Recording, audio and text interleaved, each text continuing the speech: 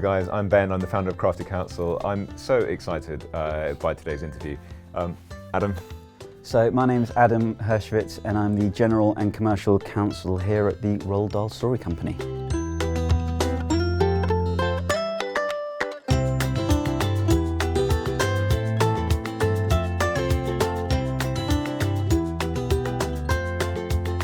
We've gone to see a number of other in-house legal teams over the past weeks, and I can say that none of them feel like the Roald Dahl Story Company.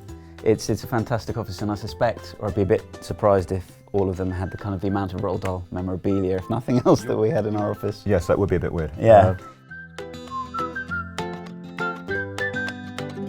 Tell us a bit about the career story to date. Sure. So I started off as a corporate lawyer at Taylor Wessing. I was there for about 9 years, and I was doing a real mix of corporate work. So as opposed to just being the more modern emphasis on being just a pure M&A lawyer, I was doing a range of corporate advisory work. And whilst there was a fair amount of M&A and investment work, I was also doing corporate structurings, restructurings, partnerships, limited liability partnerships, so quite a full spread. And actually it was there that I had my first encounter with the Roald Dahl Story Company, because I did work with them when I was in private practice. So I was at Taylor Wessing for just under a decade.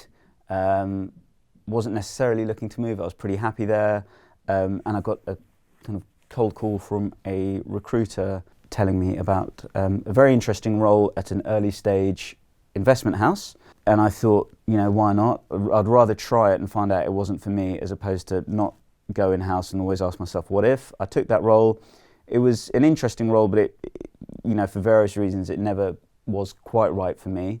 And then again, completely out of the blue, I got contacted by the Roald Dahl Story Company after I'd been at this early stage investment house for about a year, telling me that they were looking for a GC.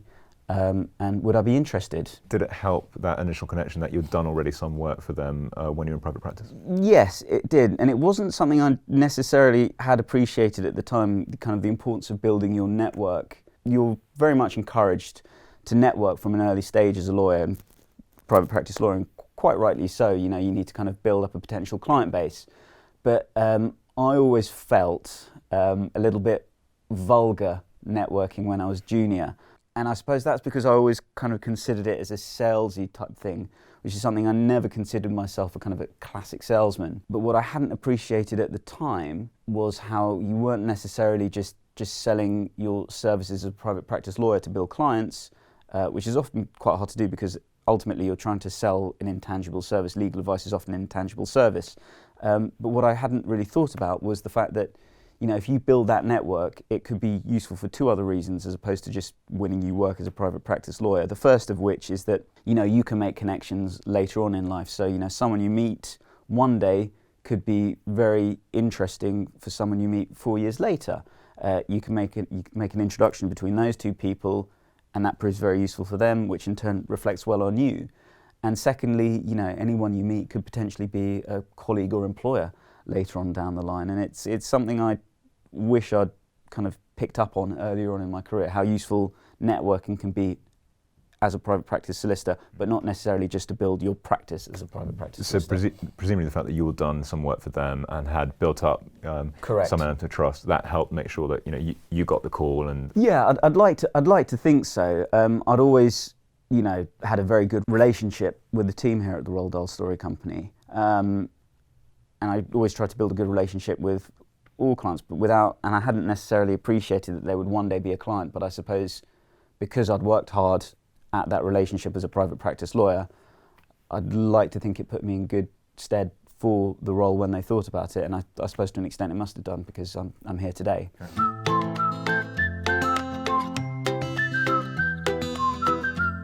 So Adam, your job title is kind of interesting.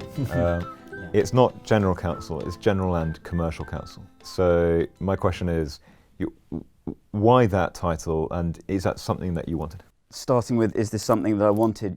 In a word, yes.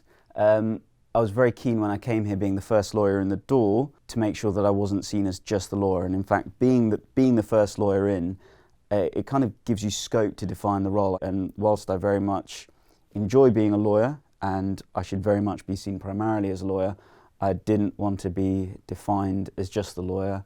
I wanted my role to be wider than purely legal and extend to kind of general advisory as well.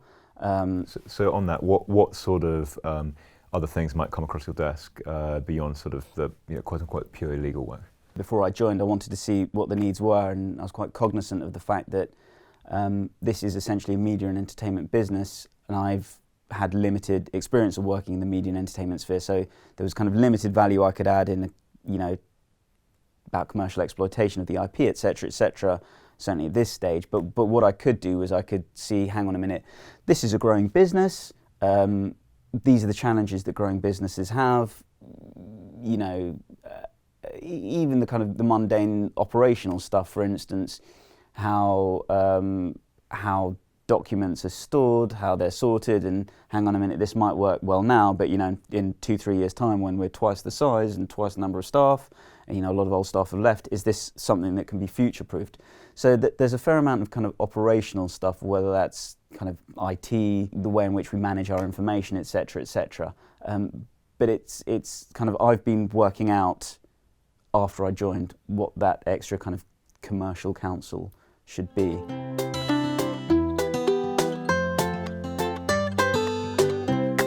Have you got any particular piece of advice you'd share for someone moving in-house and particularly into a role where they're the first lawyer like you were?